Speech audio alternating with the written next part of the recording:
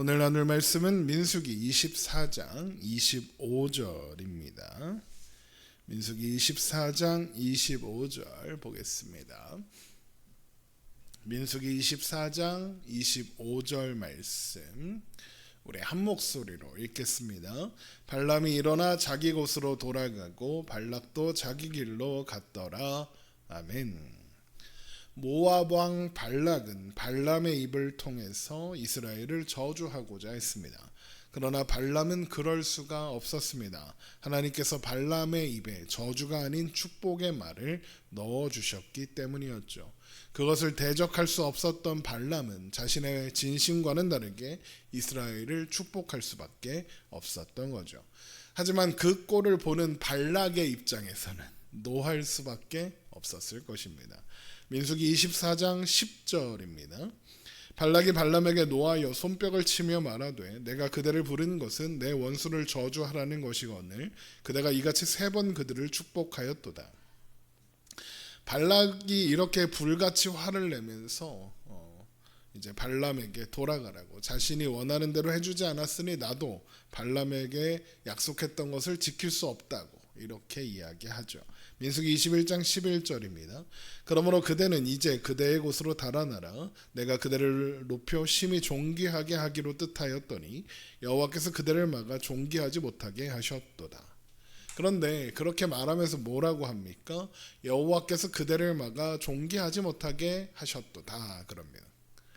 발락은 아마도 네가 네 복을 걷어찼다 이런 느낌으로, 이런 의미를 담아 이런 말을 하는 걸 겁니다. 하지만 오히려 발락은 이 자신의 말을 통해서 이 모든 상황이 하나님의 주권에 있었음을 선언한 거나 마찬가지입니다. 하나님이 막으시면 그 어떤 지혜로운 계략도, 그 어떤 신비로운 능력도 결코 성공할 수 없다는 것을 이 모든 일의 당사자였던 발락의 입을 통해서 하나님은 드러나게 하시는 거죠.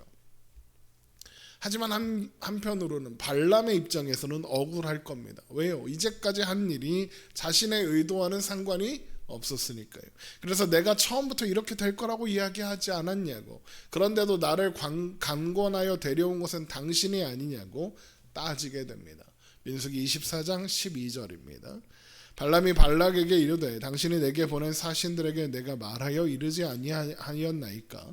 가령 발락이 그 집에 가득한 은금을 내게 줄지라도 나는 여호와의 말씀을 어기고 선악간에 내 마음대로 행하지 못하고 여호와께서 말씀하신 대로 말하리라 하지 아니하였나이까? 그러고는 이스라엘이 모압 백성에게 어떻게 할 것인가? 그러니까 앞으로 모압에게 일어날 일을 알려주겠다 라고 하면서 말하기 시작합니다. 민수기 24장 14절입니다.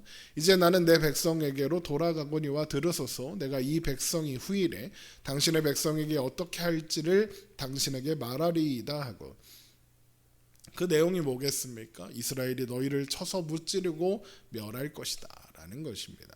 민수기 24장 15절입니다. 예언하여 이르기를 부올의 아들 발람이 말하며 눈을 감았던 자가 말하며 하나님의 말씀을 듣는 자가 말하며 지극히 높으신 자의 지식을 아는 자, 전능자의 환상을 보는 자, 엎드려서 눈을 뜬 자가 말하기를 내가 그를 보아도 이때의 일이 아니며 내가 그를 바라보아도 가까운 일이 아니로다. 한 별이 야곱에게서 나오며 한 규가 이스라엘에게서 일어나서 모압을 이쪽에서 저쪽까지 쳐서 무찌르고 또 셋의 자식들을 다 멸하리로다. 또 에돔과 세일, 그러니까 에서의 자손들도 그렇게 될 거다 그럽니다. 민수기 24장 18절입니다. 그의 원수 에돔은 그들의 유산이 되며 그의 원수 세일도 그들의 유산이 되고 그와 동시에 이스라엘은 용감히 행동하리로다. 주권자가 야곱에게서 나서 남은 자들을 그 성읍에서 멸절하리로다 하고, 또 아말렉 족속과 겐 족속도 마찬가지 결과를 맞이하게 된다 또 그럽니다. 민수기 24장 20절입니다. 또 아말렉을 바라보며 예언하여 이르기를 아말렉은 민족들의 으뜸이나 그의 종말은 멸망에 이르리로다 하고, 또 겐 족속을 바라보며 예언하여 이르기를 너희가 내 거처가 견고하고 내 보금자리는 바위에 있도다. 그러나 가인이 쇠약하리니 나중에는 아수르의 포로가 되리로다 하고, 여기서 겐 족속은 가인의 족속이라는 겁니다. 그래서 22절에 가인이 쇠약하리니 이렇게 나오는 거고요. 그런데 그들은 아수르의 포로가 될 거라고 합니다.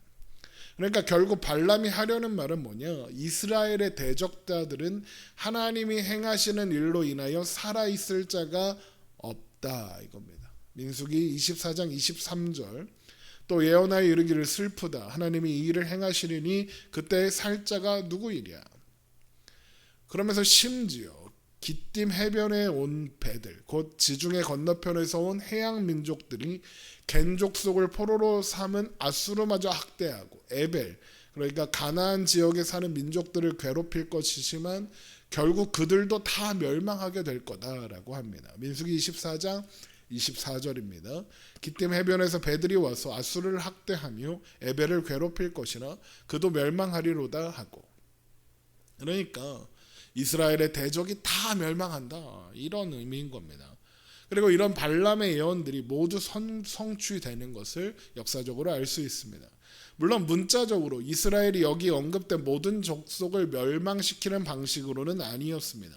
하지만 이 약속은 모든 멸망이 이스라엘로 모여 하나님 나라를 이루는 방식으로 성취될 겁니다.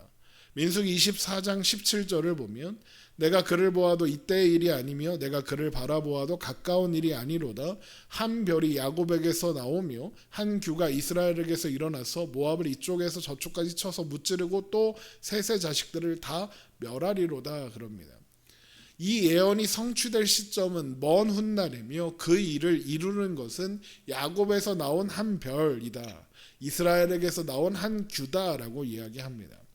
야곱에서 나온 한 별 그리고 이스라엘에게서 나온 한 규는 모두 메시아를 가리키는 말입니다.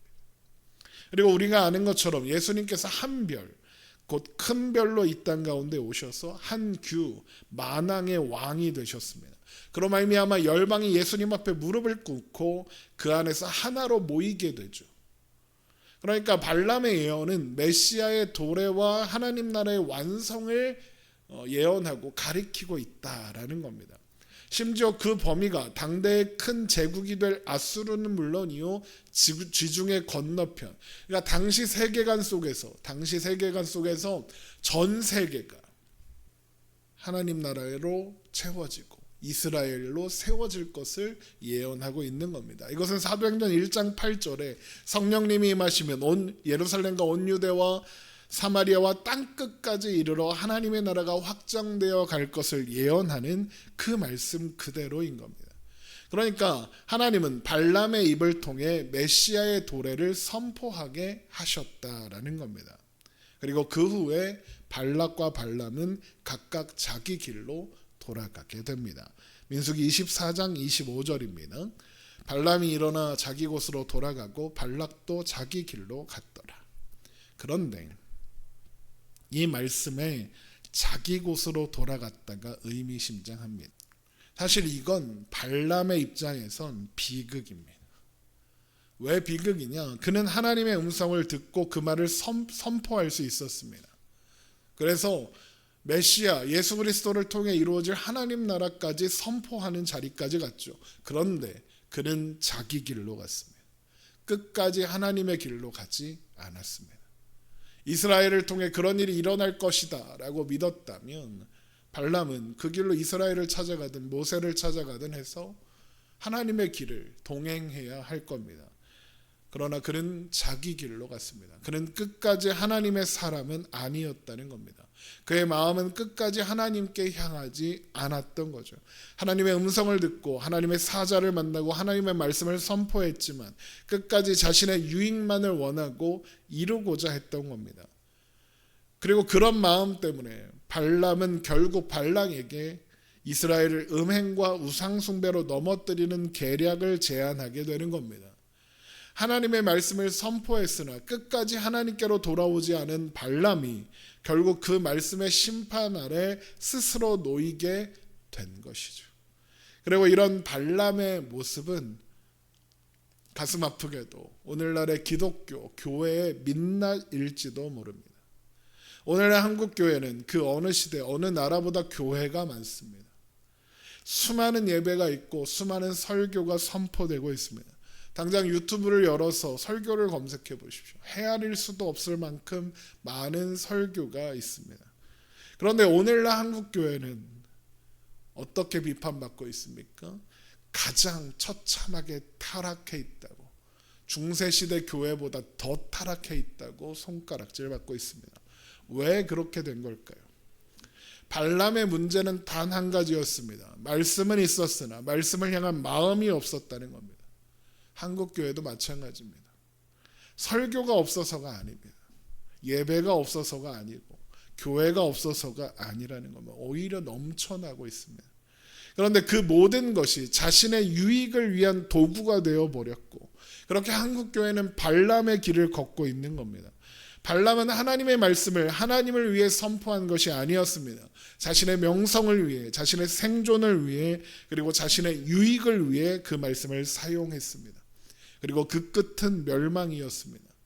우리는 왜 교회를 다닙니다? 왜 다닙니까? 왜 우리는 예배를 드리고 말씀을 듣는 겁니까?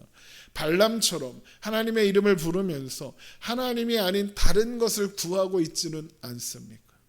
골로새서 3장 5절에 탐심은 우상숭배다 그랬습니다. 신자라고 하면서 예배를 드리고 말씀을 듣는다고 하면서 세상의 유익을 구한다면 사실은 우상숭배를 하는 것이다 라는 거죠. 그러므로 저를 포함한 우리 모두가 어떤 자리에 어떤 태도로 서 있는지, 혹 발람의 길에 서 있지는 않은지, 발람의 길에서 얼마나 우리는 자유로운지를 돌아보고 점검해야 한다는 겁니다. 우리가 교회를 다니고 예배를 드리며 말씀을 듣는 것은 하나님을 알고 하나님의 뜻을 알기 위해서입니다. 그래서 우리를 구원하신 하나님 안에 머물러 살기 위해서라고요. 하나님 안에서 세상이 줄 수 없는 평안을 누리며 세상이 찾을 수 없는 자유를 누리고 세상에 없는 안식을 누리게 하시려고 하나님께서 우리를 구원하사 하나님의 자녀로 삼으신 겁니다. 그 일을 위해 예수 그리스도를 이 땅에 보내신 겁니다. 그러므로 우리는 마땅히 그 모든 일을 이루신 하나님을 알고 하나님의 뜻을 알고 하나님의 마음을 알아 하나님 안에 머물러야 하는 겁니다. 세상의 유익을 쫓는 자리가 발람의 자리입니다. 그 자리가 아니라 하나님의 자녀된 자리, 하나님 안에 사는 자리, 마음이 가난하고 애통하는 마음으로 하나님의 도우심을 구하며 사는 그 자리에 우리는 서야 하는 것입니다. 기도하겠습니다.